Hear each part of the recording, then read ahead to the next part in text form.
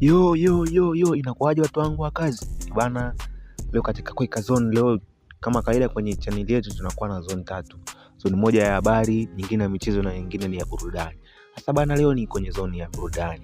Maana tunajua watu wakiwa na mbanga nyingi za kazi, mishemishe nyingi, kwa lazima kuna muda anahitaji apate muda atulize akili, na muda ambao anatuliza akili ndio tunamletea vitu kama hivi ili apate kuburudisha ubongo wake na kurelax kidogo nini. Unajua bana, bana, wewe ni mtu wa muhimu sana katika channel yetu. Endelea kusubscribe, share, like, comment na share kwa marafiki zaidi, utaendelea kutengeneza familia zaidi. Bana, leo nakuletea top 5 ya storytellers au tuseme nyimbo kali za storytellers ambazo baadhi ya wasanii ambao wameweza kuzitengeneza, ambazo zimerekodiwa na zimeenda mbali sana, nimeenda viral sana yani. Namba 5 nimeweka Mnyamwezi Disaster Vina na ngoma yake ya I'm Not a Hero. I'm Not a Hero ni ngoma fulani hivi aliandika kwamba alikuwa ametoka kwenye mahafali. Sasa kutoka kwenye mahafali alikuwa na rafiki yake, tuseme kama ni msichana tu, wale wanakaa mtaa mmoja, lakini mchizi shida yake ni kwamba alikuwa ni muoga, hata kumwambia hata kuongea naye alikuwa anaogopa. Sasa wakati wanaendelea kupiga story, yeye yuko mbele yuko nyuma, kwa hiyo jamaa anatembea taratibu, ile kampungia mkono naye akapunga. Sasa kama akaona kama anapata aibu, saka ameshindwa akamkaushia fulani hivi, ghafla anakuja kutupa macho mbele ya muone tena, kumbe kuna wauni alipita naye, akaenda wakamfanyia kitu kibaya. Sasa mchizi wakati ule mtoto wa kike anafanywa kitu kibaya, yuko chini ya gari tu hivi anaangalia. Sasa ule mtoto wa kike anaomba msaada, je, nisaidie. Lakini jamaa kama amechuna akaenda kufanya chochote. Sasa wakati ule mchizi pale yuko na mawazo kibao yani. Sasa kama nikienda kumsaidia na wale majamaa walomchukua yule mdada yule, wana mapanga, wana vifaa vikali ambavyo mimi nikikosea tu kidogo wanaleta kanidhuru.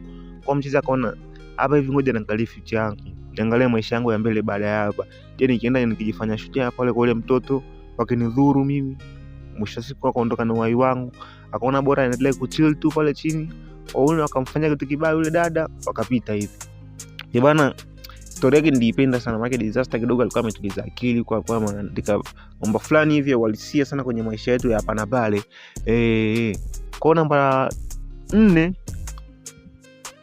ni goma la Rapture, nenda kama interview ni ngoma fulani hivi mchizi ameandika kwamba yeye alikuwa batu hivi kwenye bar. Unajua ukishapiga vyombo, ukishapiga tungi zako nini, unajikuta bondia, unajikuta Tyson. Saka atavuruga amemkumbatia mdada wa mtu, tuseme kama mke wa mtu pale hivi, akataka kumkisi. Sasa anataka kumkisi hivi, kumbe mume wake alikuwa naye pale, akapigwa ngumi moja hivi ya mdomo, meno yote akadondoka chini. Sasa mchizi msalake kabidi amwaishe geto. Kumwaisha geto, akaja kumpigia simu asubuhi, akamwambia wewe mwanangu, uliniambia nikucheki asubuhi, una interview, nenda utafuta maisha. Jamaa ndo akakumbuka, imebaki kama dakika 10 hivi, akaweka mambo sawa nini, ngozi akajanyosha, simu ina charge, akachomoka speed. Sasa ile anafika kwenye ile kampuni, kufika kwenye kampuni anasikilizia mpaka iko reception pale, akaambia boss bado hajafika, lakini muda sio mrefu anafika. Sasa mchizi wakati anaendelea kusikilizia, kuja kumuona hivi, akamwona yule mdada ambaye anataka kumkisi jana.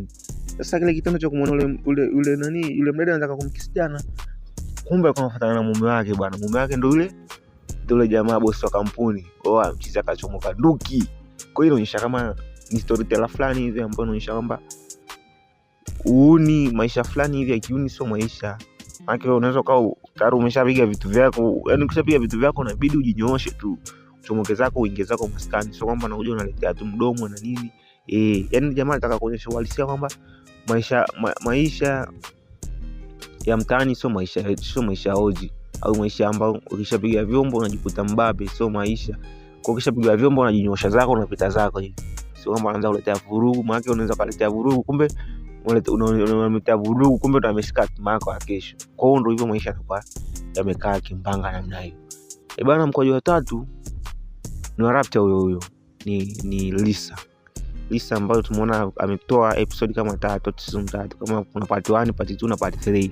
Lakini part 2 kama kuizingatia sana, au watu wengi wajizingatia sana bali kidogo, haikuwa na maunyama sana kama ilivyokuwa part 1 na part 3. Sasa mchengo wa Lisa ule bwana ni kwamba ni mshikaji pale amenyaka bomu iko chuo saa hiyo. Unajua bomu ile la kujikimu na serikali ambayo anakopa akatoshapewa na mkopo.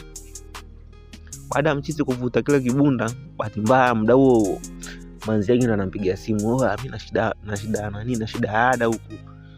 Na mtihani sijui ni wiki ijayo, ajui atafanyaje sasa. Sasa mshikaji unajua ndio pale anakuambia usijipe umuhimu kwenye maisha ya watu.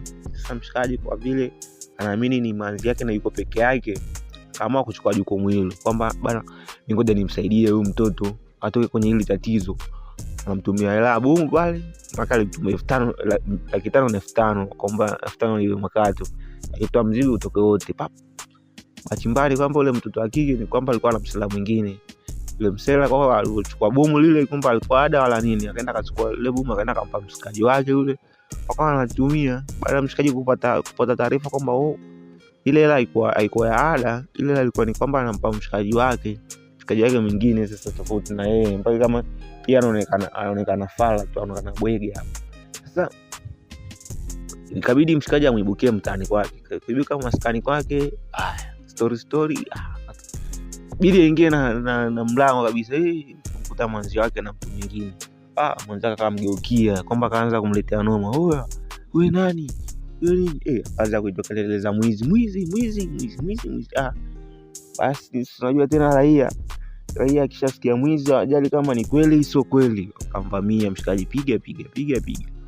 Kwa hiyo kisa chake kinaonyesha kwamba maisha hasa kwa wanachuo, maana yule jamaa alilenga wanachuo sana. Maana uje yale matukio yanatokea sana chuoni, kwamba wanachuo wengi wanapenda kujipa umuhimu sana kwenye maisha ya watu, hasa kwa wanawake.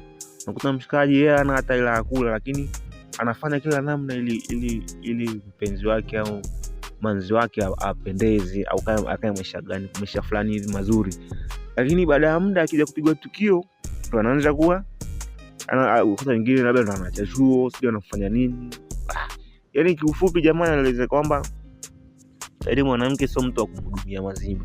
Yaani ukiwa na maisha yako ungaunga haya, sio mtu wa kujimaliza. Ukijimaliza umeisha. Bwana, mkojo wa pili na Disaster Vina naitwa wachezaji wa timu. Kwenye storyteller au mshikaji anaonyesha kwamba yeye ni kama polisi fulani hivi, lakini aliingia kwenye mahusiano na binti wa kigogo tuseme, au tuseme kwa wa bepari, au tuseme wa tajiri mmoja anafanya biashara yake haramu sana. Ile kuingia kwenye mapenzi na ule mtoto kwenye mahusiano yake naye, kumbe alikuwa anatengeneza mchongo jinsi ya kumshika mzee wake.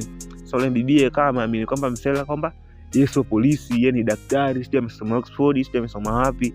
Basi mshikaji kafika kwa mzee pale, story akame wamempampisha kwanza, wakamtia wengi kwanza kidogo jamaa atoke kwenye reli, lakini mwisho akafanikiwa kumnasa ule mzee.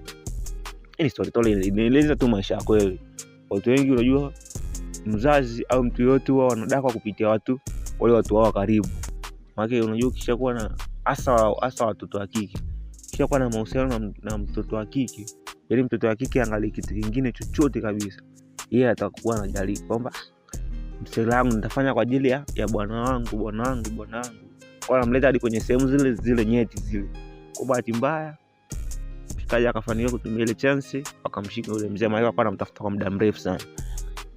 Bwana, mkojo wa kwanza, usisahau kusubscribe channel yetu bwana. Yaani wewe ni mtu wa muhimu sana, wewe ni mtu ambaye unatufanya sisi tuendelee kupata nguvu ya kufanya hii kazi.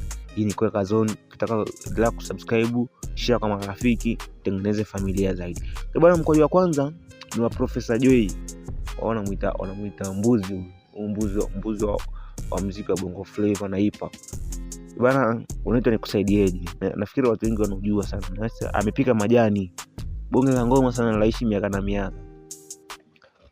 Mkwaju huu unahusu maisha ya kijana fulani hivi, ambao mshikaji alienda kijijini kwao. Sasa kule kijijini kwao, bahati nzuri sio mbaya, bahati nzuri akakutana na msichana. Sasa yule msichana alipokuwa na muonekano na yule alipokuwa kama yupo mtaratibu, basi jamaa akaona hapa ndo chance, huyu inabidi nikirudi mjini nirudi naye kama mke wangu. Sasa yule msichana alikuwa wabushi sana nini, vitu anafanya tofauti kabisa. Pia hata anaweka kwenye friji, hataki, anamletea juisi hataki, anataka tu. Alikuwa na mambo fulani ya kijijini sana, alikuwa bado sio mjanja. Lakini bahati mbaya, unajua bana, maisha ya mjini ukishakuwa na muonekano au ukishakuwa na kitu fulani, au kozi mashangingi au kozi marafiki ambao wale kutoka kwenye reli. Sasa yule bahati mbaya na ile akili yake ya kijijini, na sio kwamba alikuwa ni mtu amepevuka sana kiakili, akakutana na watu kama hao, wakamnyaka, wakamuingiza kwenye mambo ya ajabu. Kisha akaanza kunywa pombe, akaanza kutembea na watu wengine tofauti na mume wake. Mwisho siku akahama hadi mtaani, akimbia hadi home. Sasa jamaa kwa vile alimtoa mtoto wa mtu kijijini, ikamtia ngumu sana kwamba move on, kabidi amtafute, kwa sababu kwamba wazazi wake ni pale wanaweza wanamuuliza fulani vipi jambo. Sasa tamwambiaje jambo wakati yupo nyumbani? Sasa mshikaji kabidi endelee kumtafuta, akamkuta huko maklabu, yuko na watu wa kila aina, wa China, sio wa nani, wapo na wanaume kibao tu. Sasa unajua mwanaume siku zote bana anakutumia wakati ambao una muonekano fulani hivi mzuri, lakini ukishapata dosari kidogo, wengi wanakukimbia. Hata ule bibie akapata mimba. Sasa kitendo cha kupata mimba, sasa unajua watu tena watakuwa na vibe naye, maana alikuwa wana hang naye kwa sababu alikuwa ni mtu wa kawaida tu, kwamba alikuwa na ujauzito. Kisha kwa ujauzito tayari watu hawana time na wewe, kila mtu utajua mwenyewe huko. Sasa ile bibi akawa ni mtu wa kutangatanga. Sasa narudi kwa mshikaji ili arudiane naye. Jamaa akamwambia bana, wewe rudi nyumbani kwenu, mimi tayari na familia ndani. Sasa bibi ikabidi awe na maisha ya kuganga tu. Sasa hii moja story yake inatufundisha kwamba maisha ni kwamba bana, ukishapata mtu ambaye amekuthamini, amekutoa level fulani ya maisha kupeleka level fulani, wewe tulia naye. Hamna haja ya kugenga, hamna haja ya kuwa na mawenge kurukaruka na watu wengine. Hizo mbanga achana nazo kabisa. Maana sasa mwisho wa siku utakuja utokee. Maana unajua unapotamani vitu vizuri zaidi, kuna vile vibora zaidi unaviacha. Kisha viacha vile bora, maana vile vitu vizuri zaidi sote vinakuwa vya muda. Kitu kizuri zaidi kijidumu. Maana kama ulikuwa na kitu kizuri mwanzo, lakini ukaona hiki hakinifai, ngoja nichukue kizuri zaidi. Kile kizuri zaidi ambacho umekiona bora, hakitaka kidumu. Mwisho wa siku utakuja unapoteza vyote. Bwana, endelea kusubscribe mchezo wetu, ni mtu wa maana sana. Heshima yako, respect sana. Ciao.